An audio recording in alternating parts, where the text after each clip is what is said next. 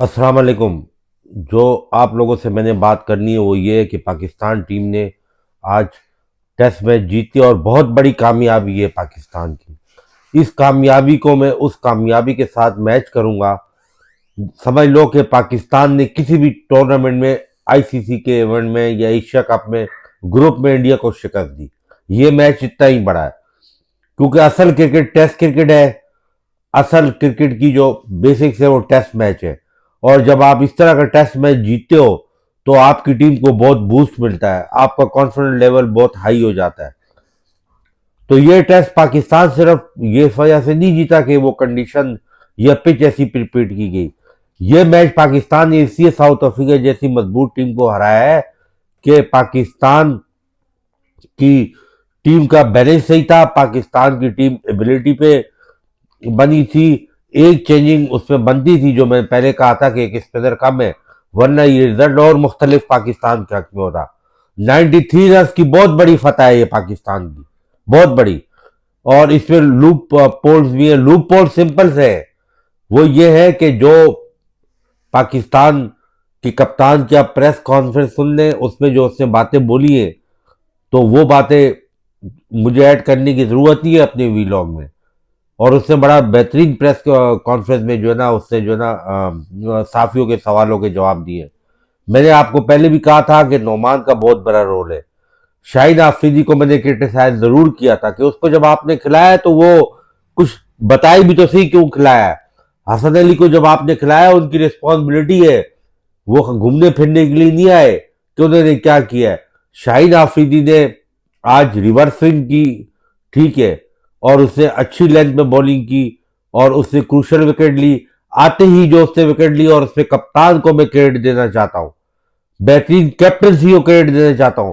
कोई और कप्तान होता वो पहला ओवर स्पिनर से करवाता और स्टार्ट स्पिनर से लेता, लेकिन उसने आती ही जिस तरह रिलाई किया, और लकीली शाहीन आफरीदी को ब्रेक थ्रू मिल गया। अगर शाहीन आफरीदी को उन 3-4 ओवरों में ब्रेक थ्रू नहीं मिलता तो फिर जाहिर है वो कभी भी फास्ट बॉलर की तरफ नहीं जाता। वो जब जाता है जब मैच हाथ से निकल चुका होता। तो ये बड़ी सेंसेबल मूव कप्तान ने की है, टाइमली की है, उसको ब्रेक थ्रू मिल गया। और उसके बाद उन्होंने जो ब्रेव इनिंग खेली है, देखे इस इनिंग, इस जगह पे बाबर आजम की इनिंग की मैं इसीलिए उसको क्रेडिट देता हूँ, जो छोटी छोटी ऐसे पिचेस पे 40-50 कीमती होते हैं। ब्रेव ने फ्री इनिंग खेली है, एग्रेसिव इनिंग खेली है, छक्के भी मारे हैं। 50 बॉल बॉल में 50 बॉलर, 100 का स्ट्राइक रेट, लेकिन वो आगे नहीं। उसको एक अच्छी बॉल पड़ी, वो आउट हो गया। क्यों? कि विकेट बॉलिंग सपोर्टिंग थी, आसान विकेट नहीं थी। तो पाकिस्तान को ये पॉइंट मिल गया। अब पाकिस्तान ने जो सेकंड टेस्ट पिंडी में खेलना है वो मोस्ट इंपॉर्टेंट है। तो पाकिस्तानी क्यूरेटर को चाहिए कि इसी तरह की विकेट जो है ना पाकिस्तान बनाए। और थोड़ा सा, ये मेरा ओपिनियन है, शायद आप एग्री करो या ना करो, देखिए पाकिस्तान टीम बहुत डिक्लाइन में है। इसको एक जीत की जरूरत थी। और ये टेस्ट मैच समझ लो कि आप जैसे कोई बायलेटर सीरीज होती है वनडे की ना, वो आप जीते हो, इतनी टेस्ट की इतनी वैल्यू होती है। तो उसके लिए इनको चाहिए कि ये जो पिंडी में जो विकेट है उसको इसी तरह का बनाए, लेकिन थोड़ा सा उसमें बैटिंग के लिए एडवांटेज दे, ठीक है, क्योंकि आपकी टीम की बैटिंग जो है ना उसका कॉन्फिडेंस लेवल नीचे है। बाबर का नीचे है, उसका अब्दुल्ला शफीक का नीचे है। शान मसूद भी एक इनिंग में खेला, दो में नहीं खेला। इमामुल्ला के एक इनिंग खेला है, ठीक है। साउथ अफ्रीका थ्रू आउट एक प्रोसेस ही खेलता हुआ आ रहा है। तो आप एडवांटेज भी हो साउथ, तो आपको थोड़ा सा ऐसा विकेट पिंडी का चाहिए कि चाहे पहली इनिंग में मतलब डिपेंडेंट टॉस पे ना हो, चाहे वो पाकिस्तान हो अफ्रीका हो, कि यार टॉस जीता तो पहले बैटिंग कर ली, तो दूसरी इनिंग, तीसरी इनिंग, चौथी इनिंग मुश्किल नहीं।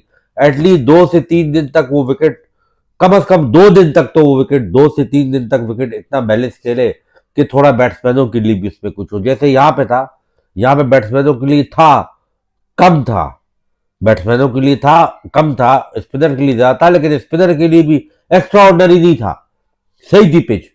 मतलब चौथे दिन के लिए मैच गया। वो तो पाकिस्तान ने बैटिंग बुरी की ना दूसरी दिन में, वो तो गलत शॉट मारे, वरना तो ये मैच तो 5वें दिन के लिए जाता, 5th डे में इसका डिसाइडेड होता।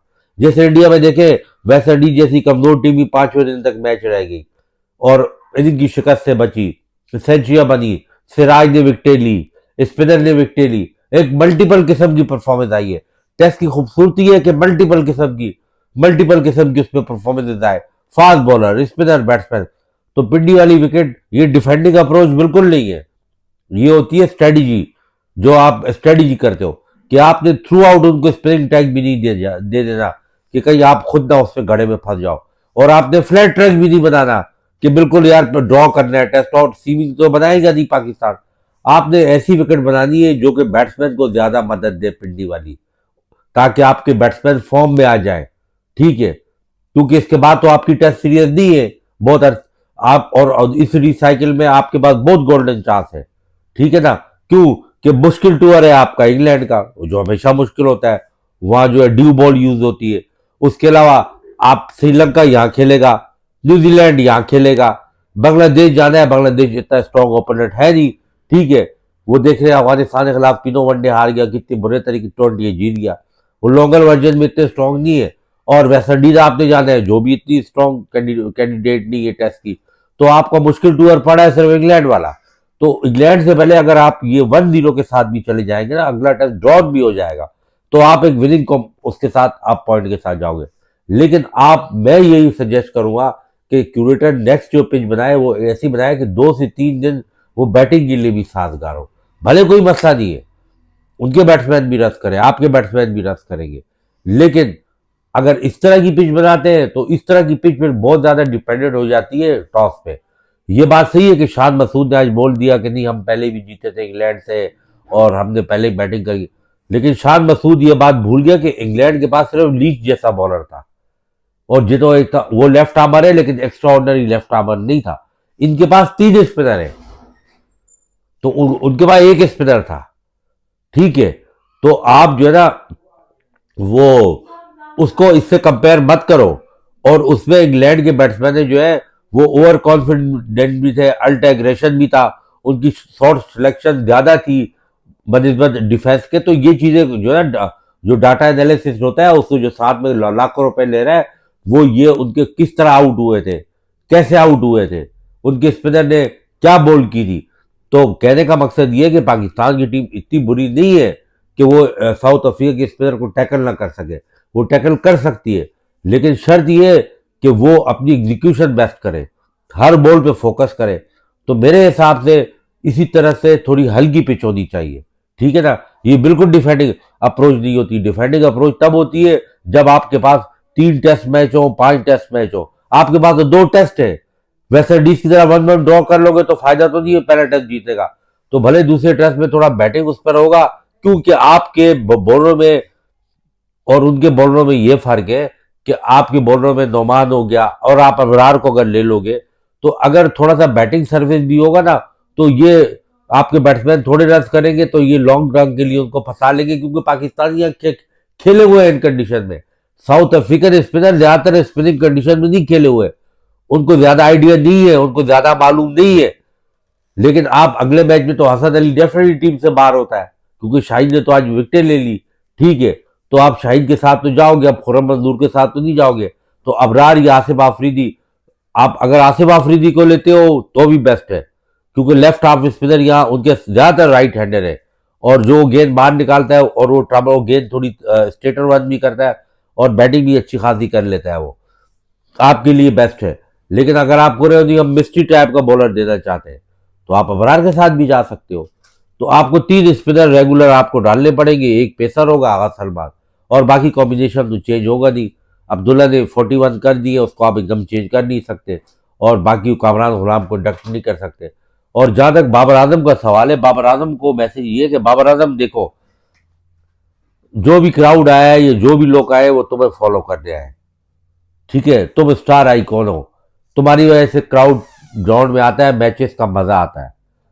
तो तुम्हें मैंने पहले भी कहा है कि अभी भी कहा है कि तुम दुनिया के बड़े प्लेयर, तुम या रिजवान तब बन सकते हो, इससे भी बड़े बड़े तो जब टेस्ट और ओडीआई को तुम खेलोगे और तुम डोमेस्टिक को रिस्पेक्ट दोगे। T20 कभी बड़ा प्लेयर नहीं बनाती, आउटस्टैंडिंग प्लेयर नहीं बनाती, लेजेंड नहीं बनाती, बनाती यही है।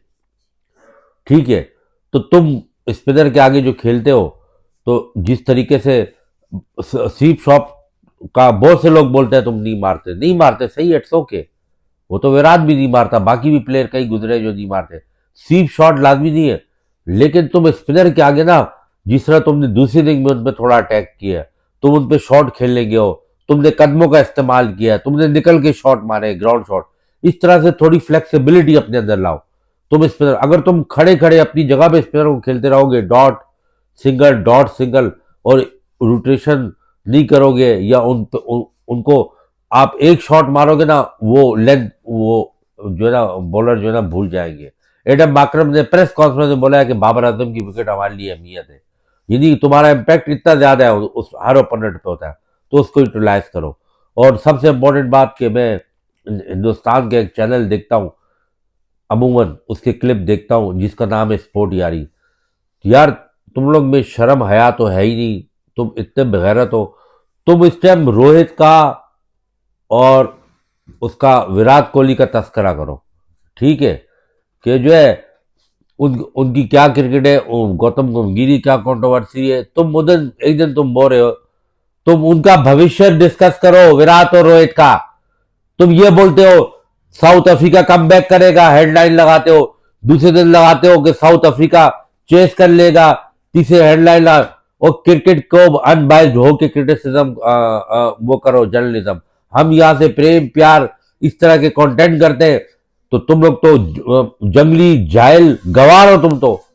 और एक वहां काला सा बैठता है सुशांत की तरह, भंगी की शक्ल वाला, वो टोटली गटर खोलने वाला। भंगी को देखो और उसको देखो, सेम शक्ल क्या है वो, उसकी तुम स्टाइल देखो बात करने के, जैसे बहुत बड़ा दुनिया का साबिक क्रिकेटर रहा हो, बहुत बड़ा क्रिकेट की किताबें लिखी हो, बहुत बड़ा क्रिकेट की डॉक्यूमेंट्रियां बनाई हो। और बेगैरत के बच्चों, तुम लोग अपने मुल्क के क्रिकेट को डिस्कस करो। तुम कभी एक दिन गंभीर की बुराई करते हो, दूसरे दिन उसकी अच्छाई करते हो। एक दिन तुम जो है धोनी की बुराई करते हो, दूसरे दिन धोनी की अच्छाई करते हो। एक दिन तुम अपने क्रिकेटर ऑर्गेनाइजर के बारे में एक बात करते हो, एक दिन दूसरी बात करते हो। तो तुम लोग अपनी मुल्क तक रहो, अपने हिंदुस्तान तक रहो। सही है, मेरे ऑडियंस हिंदुस्तान में बहुत है देखने वाले, लेकिन मैं बात करूंगा फैक्ट में। ये तुम नीचे हेडिंग नहीं लगाया करो, ठीक है, कहीं नीचे ये हो गया, ये नीचे वो हो गया, नीचे ये हो गया। जितनी तुम बातें करते हो, तुमको तो इस टाइम दुनिया के जितने भी इंटरनेशनल टाइटल है, जितना आईसीसी तुम्हें सपोर्ट करता है, जितना तुम्हारी मतलब की वो पिचेस बनाता है, जितना ग्रुप में तुम्हें फैसिलिटेट करता है, तुम लोग पे तो लानत है। तुम लोग तो दूसरी टीम को चैंपियंस का ट्रॉफी लेने के पास भी नहीं छोड़ते, उसके बावजूद तुम घर में 2023 का वर्ल्ड कप आ रहे हो। 2016 में तुम T20 का वर्ल्ड कप जलील होकर वेस्ट इंडीज से आ रहे हो, ठीक है। और जिस 2017 का चैंपियंस ट्रॉफी का फाइनल पाकिस्तान से आ रहे हो, 10 विकेटों से तुम पाकिस्तान से आ रहे हो। न्यूजीलैंड ने तुम्हारे घर में तुम्हें 3-0 से शिकस्त दी है। तो क्रिकेट में ये चीजें होती रहती है। क्रिकेट को अपनी जाती बुक्स के मुताबिक एड्रेस मत करो। तुम सियासी स्पोक पर्सन नहीं हो। तुम पाकिस्तान को दुश्मन लेके, हम तो इंडिया को दुश्मन लेके क्रिकेट में बात ही नहीं करते। हमारे पास तो 1000 कंटेंट है तुम्हारी बातें करने के, 1000 से भी ज्यादा कंटेंट है। लेकिन कहते क्या, क्रिकेट पॉइंट ऑफ व्यू से बात करो, ठीक है। और अगर पाकिस्तान जीतने में तारीफ करते हो, तो वो भी ऐसे करते हो जैसे कि तुम्हें किसी के पीछे गन पॉइंट में बोला हो, ठीक है।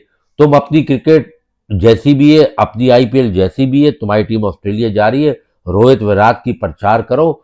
उसके लिए तुम जो है ना व्रत रखो, अपनी बीवियों को बोलो तुम जाओ उसके लिए पूजा करो, तुम उनके लिए जो है ना जो भी तुमने करना है तुम वो जो है ना वो करो, और तुम अपने क्रिकेट में रहो, तो पाकिस्तानी क्रिकेट में नहीं घुसो।